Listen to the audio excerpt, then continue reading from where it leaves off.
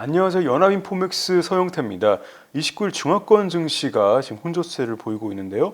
홍콩 항생인덱스가 지금 0.07% 소폭 하락세고 선전 성분지수가 0.01% 소폭 올랐습니다.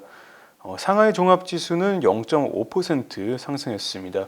오늘 눈에 띄는 포인트로는 홍콩 증시에서 2%가량 지금 하락하고 있는 홍콩 항생 테크 인덱스인데요. 아무래도 한국 투자자께서 홍콩에 상장한 중국 기술 기업에 관심이 많으시다 보니까 평소에 와치를 하고 있는데 지난 19일부터 25일까지 5거래일 연속 하락하다가 26일 반등했습니다.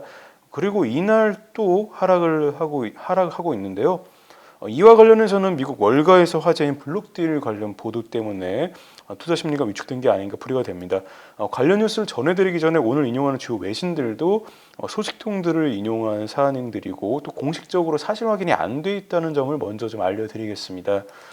28일자 월스트리트저널에 따르면은 지난 26일 날 300억 달러 규모로 추정되는 대규모 주식 매도가 있었다는데요. 모건 스탠리와 골드만삭스, 도이치방크가 미국 미디어 기업과 중국 기술 기업 주식을 뉴욕 시장에서 대거 팔았다고 합니다. 아케고스 캐피털 매니지먼트라는 회사의 포지션을 청산하는 과정에서 발생한 그런 일인데요. 이 회사 설립자가 한국계인 빌 황으로 알려져서 한국 언론도 주목을 하고 있습니다.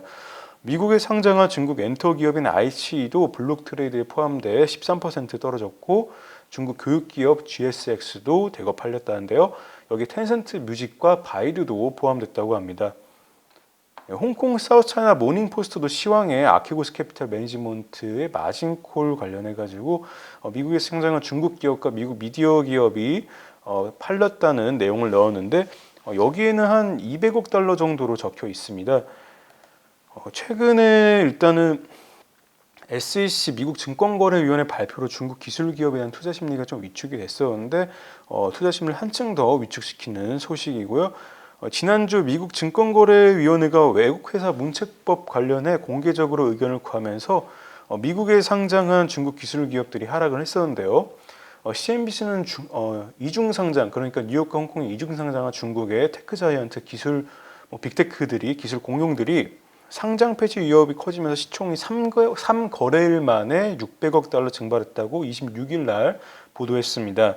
알리바바, 바이두, 징둥닷컴 그리고 네디즈 등을 포함해서 계산한 숫자인데요. 외국 회사 문책법이라는 설명을 드리지만 외국 정부의 통제를 받지 않는다는 사실을 증명하지 못하거나 미국 상장기업 회계감독위원회의 감리를 3년 연속 통과하지 못한 기업은 미국에 상장할 수 없도록 규정하고 있습니다. 따라서 이런 흐름 속에서 오늘 홍콩 시장에 대비한 중국판 유튜브 중국 기술 기업 중 하나 비리비리도 부진한 주가 흐름을 나타냈습니다. 비리비리는 장 초반에 753 홍콩 달러까지 내려가면서 공모가인 808 홍콩 달러를 밑돌았는데요. 미국 시장에 이어 홍콩 시장에 2차 상장한 비리비리는 지난 23일 날 원화로 3조 좀 안 되게 홍콩에서 조달을 했습니다.